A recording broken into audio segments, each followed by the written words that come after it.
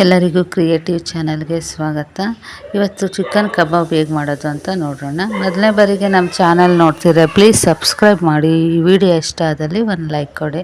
ನಾನು ಚಿಕನ್ ಕಬಾಬ್ ಮಾಡೋದಕ್ಕೆ ಒಂದು ಟೊಮೊಟೊ, ಒಂದು 3 ಗೆಡ್ಡೆಯಷ್ಟು ಬೆಳ್ಳುಳ್ಳಿ ಮತ್ತು ಒಂದು 2 ಇಂಚಷ್ಟು ಶುಂಠಿ ತೊಗೊಂಡು ನುಣ್ಣಗೆ ಪೇಸ್ಟ್ ಮಾಡ್ಕೊತಾ ಇದ್ದೀನಿ. ಆ ಪೇಸ್ಟ್ ಮಾಡ್ಕೊಂಡಿರೋದು ಇದು ಬೋನ್ಲೆಸ್ ಚಿಕನ್ನು, ಸಣ್ಣ ಕಟ್ ಮಾಡಿ ಇಟ್ಕೊಂಡಿದ್ದೀನಿ. ಅದಕ್ಕೆ ಹಾಕ್ಕೊತಾ ಇದ್ದೀನಿ. 1-2 ಸರಿ ತೊಳೆದ್ಬಿಟ್ಟು ಸಣ್ಣ ಕಟ್ ಮಾಡಿ ಇಟ್ಕೊಂಡಿದ್ದೀನಿ ಚಿಕನ್ನ.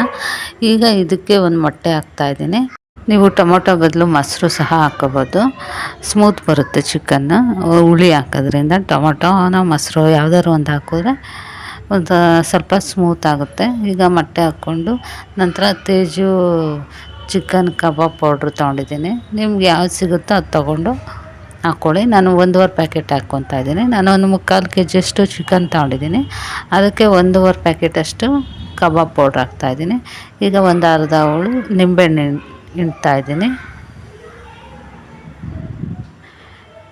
ನಿಂಬೆಹಣ್ಣೆಲ್ಲ ಹಾಕಾದ್ಮೇಲೆ ಉಪ್ಪು ಏನೂ ಹಾಕೋಂಗಿಲ್ಲ, ಪೌಡ್ರಲ್ಲೇ ಹಾಕಿರ್ತಾರೆ ಉಪ್ಪು ಖಾರ ಎಲ್ಲ.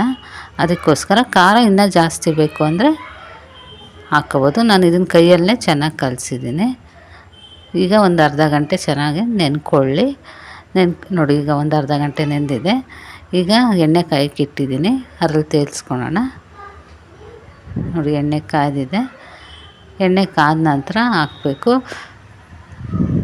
ಇದು ಸ್ವಲ್ಪ ಲೇಟ್ ಆಗುತ್ತೆ ಬೇಯೋದು, ಚೆನ್ನಾಗಿ ರೋಸ್ಟ್ ಆಗಬೇಕು, ಆವಾಗ ಚೆನ್ನಾಗಿರುತ್ತೆ ಚಿಕನ್ನು. ಒಂದು ಅರ್ಧ ಗಂಟೆ ಮೇಲೆ ನೆಂದಿರಬೇಕು, ಆವಾಗ ಅದಕ್ಕೆ ಚಿಕನ್ ಉಪ್ಪು ಖಾರ ಎಲ್ಲ ಬಿಟ್ಕೊಂಡಿರುತ್ತೆ. ಆ ಹಂತದಲ್ಲಿ ತೇಲಿಸ್ಕೋಬೇಕು. ನಾವು ಆವಾಗಲೇ ಕಲಿಸ್ಬಿಟ್ಟು ತೇಲಿಸಿದ್ರೆ ಚಿಕನ್ಗೆ ಉಪ್ಪು ಖಾರ ಹತ್ತಿರಲ್ಲ, ಬರೀ ಮೇಲಷ್ಟೇ ಇರುತ್ತೆ.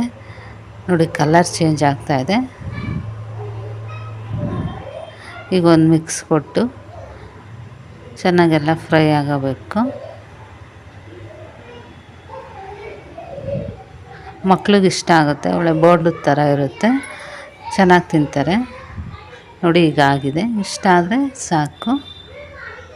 ಈಗ ನಾನೆಲ್ಲ ಒಂದು ಪ್ಲೇಟ್ಗೆ ತೆಗೆದಿಟ್ಕೊಂಡಿದ್ದೀನಿ. ನೋಡಿ, ಚಿಕನ್ ಕಬಾಬ್ ರೆಡಿಯಾಗಿದೆ. ಸಂಜೆ ಸ್ನ್ಯಾಕ್ಸ್ಗೆ ಚೆನ್ನಾಗಿರುತ್ತೆ ಹುಡುಗರಿಗೆ. ಈ ವಿಡಿಯೋ ಇಷ್ಟ ಆದಲ್ಲಿ ಸಬ್ಸ್ಕ್ರೈಬ್ ಮಾಡಿ. Thank you.